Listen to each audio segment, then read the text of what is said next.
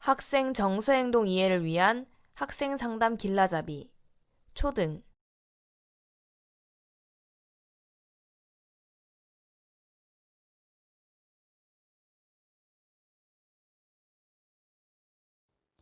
1학년 노랑이는 게임을 하느라 방과 후 수업 시간에 깜빡하고 못 가거나 식사 시간에도 밥을 먹는 둥 마는 둥 하는 일이 많습니다. 교사나 보호자가 스마트폰 사용을 못하게 해도 노랑이의 스마트폰 사용을 제지하는 것은 쉽지 않습니다. 노랑이는 게임을 하지 않는 다른 시간에는 집중을 하지 못하고 재미가 없다며 흥미를 보이지 않습니다. 6학년 노랑이는 자신의 SNS에 사진과 동영상을 자주 올립니다. 하루에도 수시로 게시글을 확인하고 다른 사람의 계정에 들어가며 메시지를 주고받기도 합니다. 그러던 중 자주 대화를 나누는 친구 중 한 명이 자신을 험담하고 있다는 소식을 접하게 되었습니다. 화가 난 노랑이는 SNS에 친구를 비난하는 글과 욕설을 게시하였고 이 일이 학교폭력 사안으로 커져 관련 학생들과 함께 학교폭력 전담기구에서 사안 조사를 받게 되었습니다. 학교에서는 어떤 모습들을 찾을 수 있을까요? 먼저 학생을 살펴보세요. 학생이 늘 피곤하다고 말하거나 몸에 여기저기가 아프다고 자주 말하지는 않나요? 다른 활동이나 대인관계에 관심을 보이지 않을 수도 있습니다. 핸드폰이나 게임을 제지하면 쉽게 흥분하고 심하게 화를 내기도 합니다. 또한 핸드폰이 없으면 불안하고 초조해하는 모습을 보이기도 합니다. 그리고 학교 생활을 살펴보세요. 학교에서 학생은 친구들과 게임이나 SNS에 관한 이야기를 하고 그 외의 주제에는 관심이 없습니다. 또 게임 아이템 구매를 위해 친구와 금전적인 문제가 생길 수도 있습니다. 학교 생활에 흥미를 잃고 현실 감각이 둔해지기도 합니다. 그리고 SNS와 관련되어 학교 폭력 사안이 발생하기도 합니다. 계속 게임만 하고 싶다는 노랑이는 게임, SNS에 빠져 있을 수 있습니다. 스마트폰 과의존 상태는 단순히 스마트폰을 오랫동안 사용하는 상태가 아니라 현저성, 조절 실패, 문제적 결과 이 세 가지 요인을 모두 고려해 보아야 합니다. 첫 번째 요인인 현저성은 개인의 삶에서 스마트폰을 이용하는 생활 패턴이 다른 형태보다 두드러지고 가장 중요한 활동이 되는 것을 말합니다. 두 번째 요인인 조절 실패는 스스로 정한 스마트폰 이용 시간을 지키지 못하는 것입니다. 세 번째 요인 문제적 결과는 스마트폰 이용으로 인해 신체적, 심리적, 사회적으로 부정적인 결과를 경험하고 있음에도 불구하고 스마트폰을 지속적으로 이용하는 상태를 말합니다. 이러한 세 가지 요인을 바탕으로 스마트폰 과의존 척도가 제작되어 있고 이를 활용하여 학생을 일반 사용자군, 잠재적 위험 사용자군, 고위험 사용자군으로 나뉩니다. 일반 사용자군은 스마트폰을 적절하게 이용하고 있지만 앞으로도 지속적으로 점검하며 관심을 가져야 하는 단계를 말합니다. 잠재적 위험 사용자군은 스마트폰 과의존에 대한 주의가 필요한 단계로 스마트폰 과의존의 위험성을 깨닫고 학생이 계획적으로 스마트폰을 사용하고 조절할 수 있도록 도와줘야 하는 단계입니다. 마지막으로 고위험 사용자군은 스마트폰 과의존 경향이 매우 높게 나온 상태로 관련 기관의 전문적 지원과 도움이 필요한 단계입니다. 게임과 SNS에 빠져있는 학생을 돕기 위한 방법에는 어떤 것이 있을까요? 다음과 같은 방법이 학생들에게 도움이 될 수 있습니다. 첫째, 게임이나 SNS 문제 외에도 다른 문제나 변화를 보이고 있는지 살펴주세요. 학업이나 대인관계, 가족관계의 어려움 등 다른 문제가 있진 않는지 확인해주세요. 무엇이 먼저인지는 명확하지 않지만 서로 간에 지속적으로 영향을 주며 문제를 악화시킬 수 있습니다. 혹은 학생이 현실의 어려움에 대한 도피처, 즐거움을 추구하는 방식으로 어딘가에 몰두하는 것일 수도 있습니다. 둘째, 학생이 자신의 생활 습관 조절의 필요성을 인정할 수 있도록 도와주세요. 지시적으로 사용 시간을 줄이라고 강요하게 되면 학생의 반감을 불러일으킬 수 있습니다. 선생님께서는 걱정스러운 마음을 먼저 전한 후에 학생의 마음을 물어봐 주세요. 학생이 스스로 자신의 문제를 인식하고 변화의 필요성을 느낄 수 있도록 돕는 것이 중요합니다. 셋째, 학생과 함께 현실적인 목표를 정하고 실천할 수 있도록 도와주세요. 현재 게임 및 SNS를 이용하는 패턴을 정확하게 파악해야 적절한 목표를 설정할 수 있습니다. 현실적인 목표를 설정하고 실천 과정에서는 중간 평가를 통해 필요한 경우 목표를 수정해 주세요. 작은 변화가 보일 때 아낌없이 칭찬과 격려를 보내주신다면 올바른 사용 습관을 유지해 나가는 데 큰 도움이 될 것입니다. 넷째, 대안 활동과 취미 활동을 찾을 수 있게 도와주세요. 사용 시간을 조절함으로써 생기는 여가 시간에 학생이 할 수 있는 활동에 대해 안내해 주세요. 운동이나 산책, 독서, 친구와의 대화가 도움이 될 수 있습니다.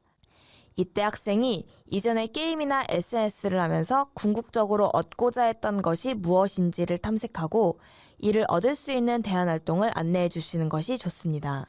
예를 들어 학생이 게임을 통해 자신감을 얻거나 친구들의 인정을 받고 있지는 않았는지, SNS를 통해 외로움을 극복하고 스트레스를 해소하고 있지는 않았는지 살펴주세요.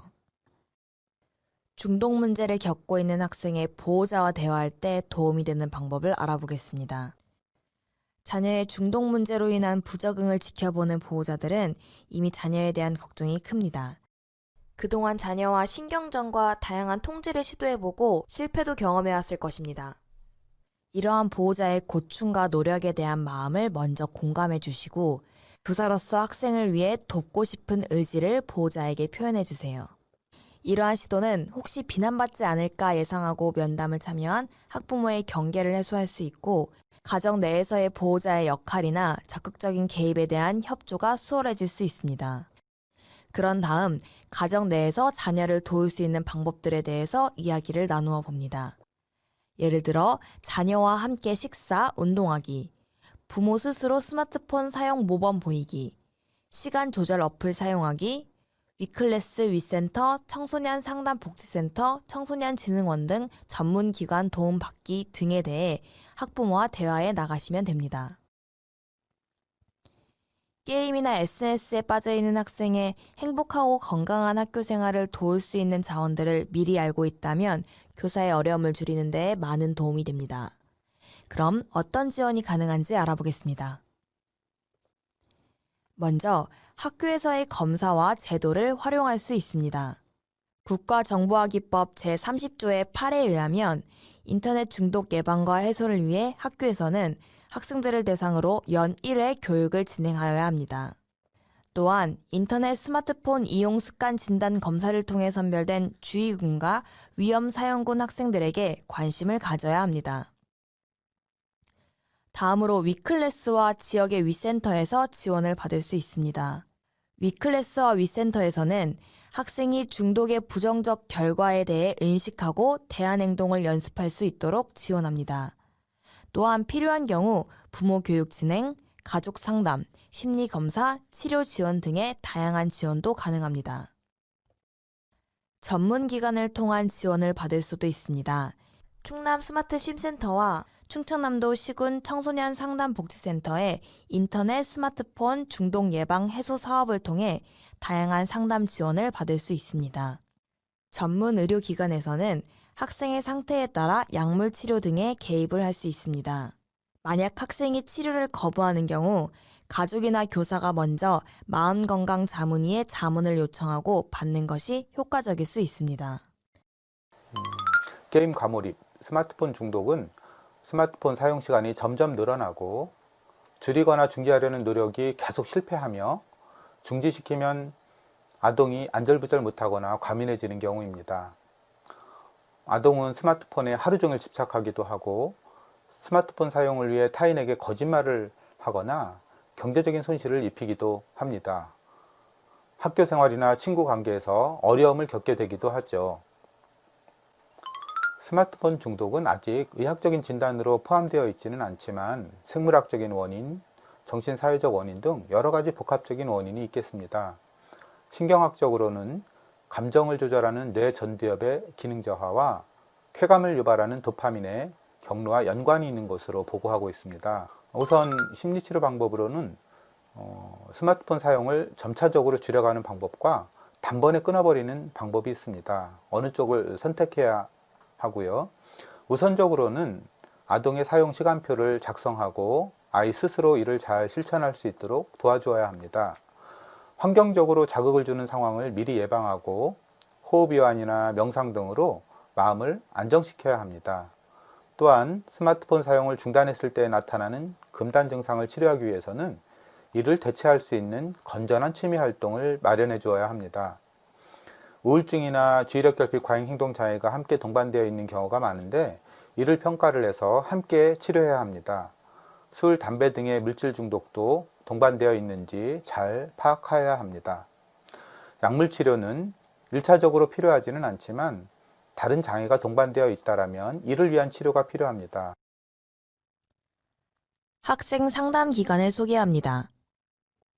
위클래스. 대부분의 학교에는 위클래스라고 하는 학생 상담실이 있습니다. 상담 선생님은 개인 상담, 집단 상담, 심리 검사 등 학생들을 위한 다양한 상담 프로그램을 진행합니다. 교내 상담뿐만 아니라 학생이 호소하는 정서적 어려움에 따라 지역 내 상담 전문 기관에 연계하기도 합니다. 학생의 정서적 어려움이 고민될 때에는 상담 선생님과 이야기를 나눠보세요. 위센터. 각 시군에 소재한 교육지원청에는 지역의 학생 상담을 총괄하는 위센터가 있습니다. 교내 위클래스가 없는 학교를 위해 순회 상담을 하기도 하고 정서적 고위기 학생을 위한 종합심리검사, 병원 치료비 지원, 전문기관 연계 등의 업무를 진행하고 있습니다. 지역 특색에 따라 각 지역 위센터에서 운영하는 사업이 상이하니 꼭 확인해보세요. 맑은 마음 상담센터. 충청남도 교육청에서는 정서적 고위기 학생과 학부모를 위한 모래놀이 상담을 지원하고 있습니다. 천안시 청소동에 위치한 맑은 마음 상담센터에서는 정서적, 행동적 어려움을 호소하는 학생과 학부모를 대상으로 모래놀이 상담 15회기를 무료로 지원합니다. 학생뿐 아니라 학부모의 상담이 필요한 경우에 활용하시면 도움이 될 수 있습니다. 마음건강 자문위.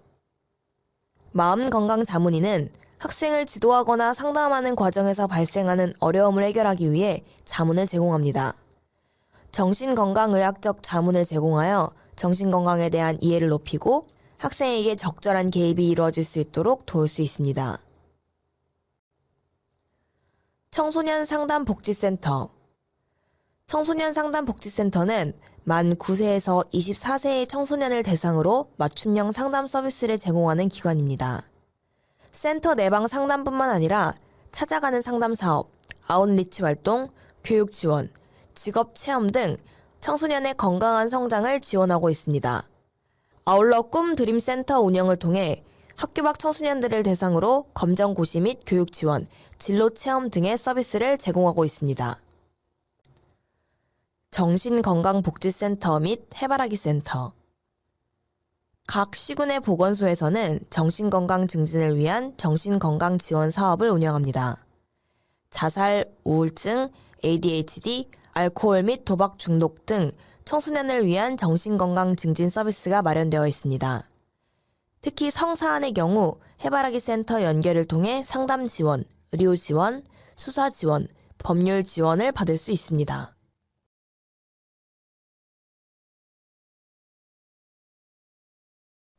학생 정서행동 이해를 위한 학생 상담 길라잡이, 초등.